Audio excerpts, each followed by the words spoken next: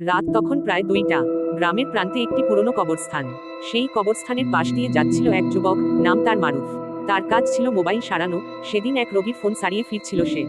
পথে হঠাৎ করে সে শুনতে পেল কোনো এক কবরের ভেতর থেকে কান্নার আওয়াজ আসছে। স্পষ্ট করুন, আল্লাহ, আরেকটা সুযোগ দাও, আরেকটা নামাজ পড়তে দাও। মারুফ থমকে গেল। চারপাশে কেউ নেই। সে সাহস করে এগিয়ে গেল সেই আওয়াজের দিকে। একটি ভাঙ্গা কবর, পাশে একটি পুরনো কাঠের ফলক, তাতে লেখা, মোহাম্মদ সালেহ, মৃত্যু 2003 সাল। আওয়াজ যেন কবরের ভেতর থেকেই আসছে। ভয়ে তার শরীর ঠান্ডা হয়ে গেল। কিন্তু কৌতূহল তাকে পিছু হটতে দিল না। সে মোবাইলের ফ্ল্যাশ জ্বালিয়ে সামনে তাকালো। তখনই একটা অদ্ভুত ঠান্ডা বাতাস এসে তার ঘাড়ে লাগলো। আর ঠিক তখনই সেই কবর থেকে আবার আওয়াজ এলো, হে আল্লাহ, আমি নামাজ ফেলে দিয়েছিলাম, আমার হাল তো এখন ভয়াবহ। মারুফ দৌড়ে বাড়ি ফিরল। পরদিন সে গ্রামের ইমামের কাছে গেল। সবকিছু খুলে বলল।